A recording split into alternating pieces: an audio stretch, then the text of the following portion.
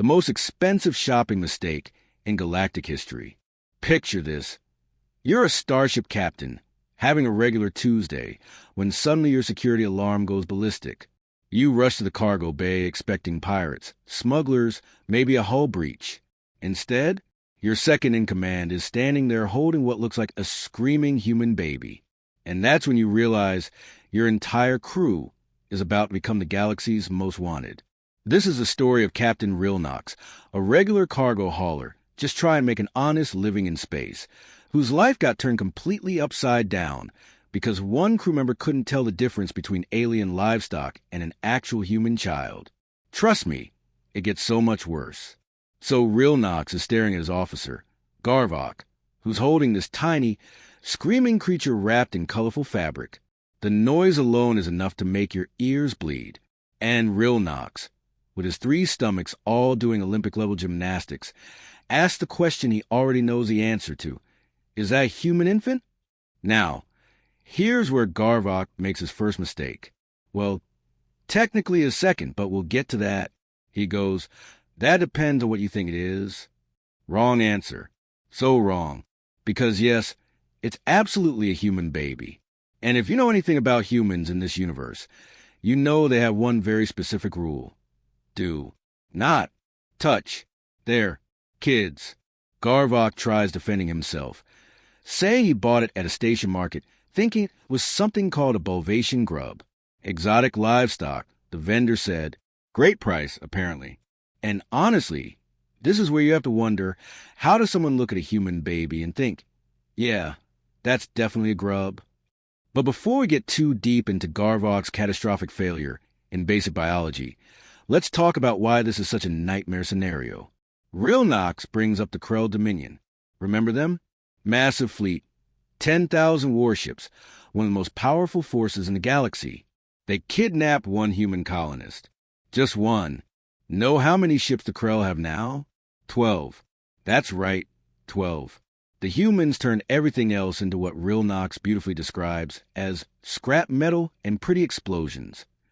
That's the context we're working with here. Humans don't negotiate when you mess with their children. They don't send strongly worded letters. They just show up and start turning your entire civilization into a cautionary tale. So naturally, everyone's panicking. The ship's medical officer, Mira, runs in with her scanner and confirms everyone's worst fears. Human female, about 8 months old. Perfectly healthy, absolutely terrified, and definitely get them all killed. Garvok, still not grasping the severity of the situation, suggests maybe they could just put it back. Put it back, like you can return a human baby with a receipt. And here's the thing, Garvok doesn't even remember exactly where he bought her.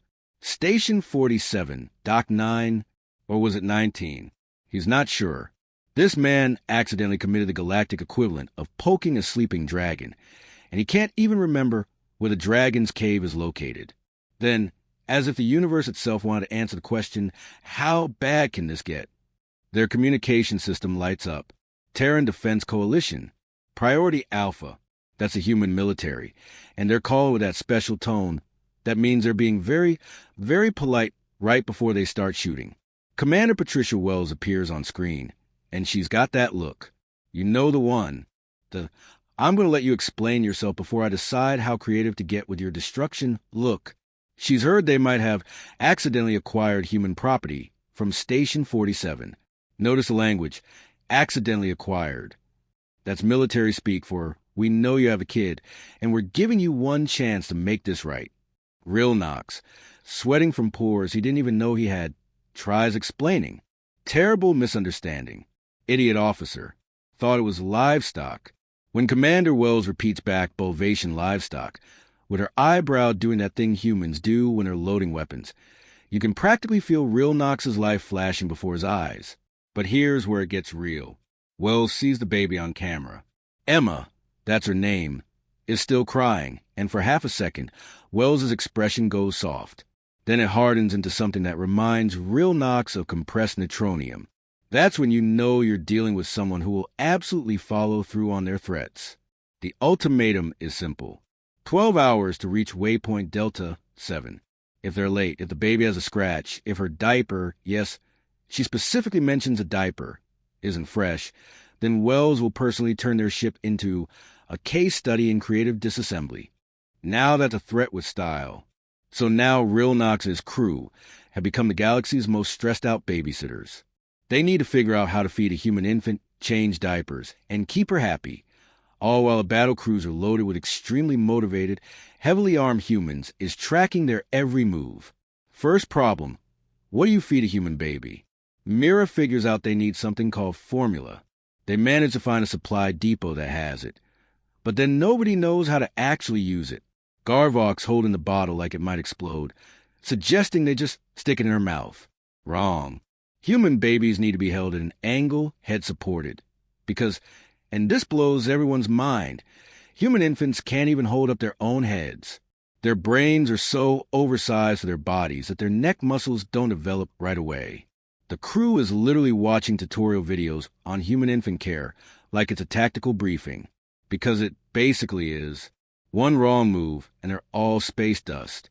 3 hours in, they get another call. Station 47 security. Turns out they found a vendor who sold Emma.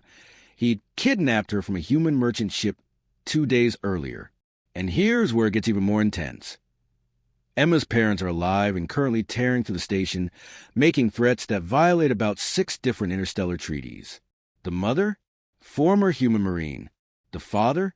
Some kind of engineer who's been making extremely detailed threats about what he'll do to the station's life support systems if they don't find his daughter. These aren't random civilians.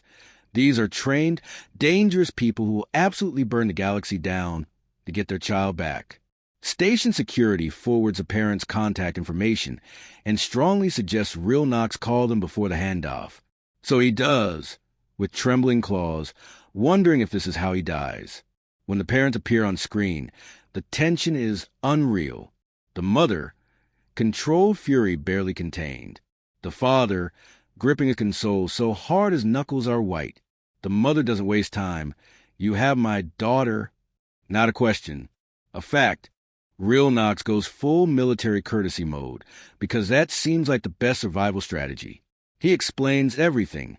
The accident, the idiot officer, how they thought she was livestock. The father makes this sound between a laugh and a sob when he hears someone sold his baby as livestock. Can you imagine? But then they ask the only question that matters. Is Emma okay? Mira shows him the baby on camera. Emma's just finished her bottle, making soft cooing sounds, gripping Mira's finger. And the parents just break. The mother's fury cracks, tears streaming. The father covers his mouth, whole body shaking. They've been hunting for their daughter for 2 days straight, and finally, they can see she's alive. Mira promises them Emma's safe, healthy, well-fed. The parents explain how it happened. Routine cargo pickup. Turn their back for 5 minutes. Someone smashed their window and grabbed her from her crib. 5 minutes. That's all it took for their world to fall apart. The father's openly crying, talking about how if anything had happened to Emma, there wouldn't be enough of Rilnox's ship left to recycle. And you know what? Rilnox completely gets it. He has 3 kids himself. He knows that feeling. The next several hours are a crash course in human childcare. Diaper changes, feeding schedules, and Emma discovering that she really enjoys yanking on the tentacles of N, the tactical officer. She's got this powerful grip reflex, evolutionary adaptation. So human babies could cling to their parents while they did other survival stuff. From birth, humans are designed to hold on and never let go, which, as one crew member points out, explains a lot about human military tactics. Finally, hour 11 arrives. They drop out of faster-than-light travel at waypoint Delta 7, and there's the Resolve. Absolutely massive. The kind of ship that could glass an entire planet, if it wanted to. Every weapon system lit up on the crew sensors. They're early, which is good, because you do not want to test a deadline set by angry human parents. Commander Wells herself comes aboard with a full security detail. Professional, controlled, radiating decades of military experience.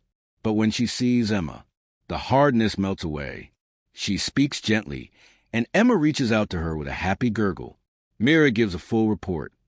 Fed within the hour, clean diaper, no injuries, normal vital signs. Wells acknowledges they took good care of her. We're not monsters, Rilnox says quietly. Just idiots who made a terrible mistake. Wells actually smiles at that.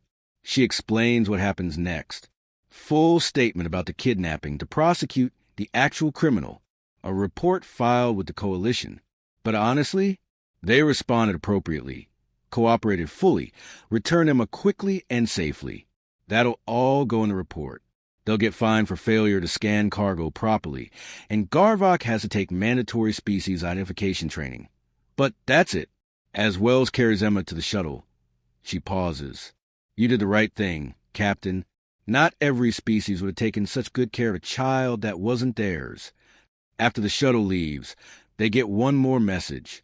Audio only. The mother's voice, thick with tears but filled with pure joy. Thank you. Thank you for bringing our baby home. And Rilnox? He smiles despite everything. Because, yeah, humans are absolutely terrifying when you threaten their young. But they're also surprisingly forgiving when you give their children back unharmed. The crew sets course for home, and Rilnox implements a new regulation. Garvok is never, ever allowed to shop unsupervised again. From engineering, Garvok's voice echoes to the intercom. That's fair. Some lessons you only need to learn once. So what's the takeaway here? Maybe it's that parental instinct is universal. Whether you've got 3 stomachs or 2 arms, you protect your kids. Maybe it's that mistakes can be fixed if you act fast and do the right thing. Or maybe it's just that you should always scan your cargo before buying from sketchy vendors at space stations. Whatever the lesson is, one thing's certain. This crew will never forget the day they accidentally became kidnappers and somehow lived to tell the tale. If you found this story as wild as I did, drop a like and subscribe for more unbelievable tales from across the galaxy. Trust me, the universe is full of these stories. You just have to know where to look.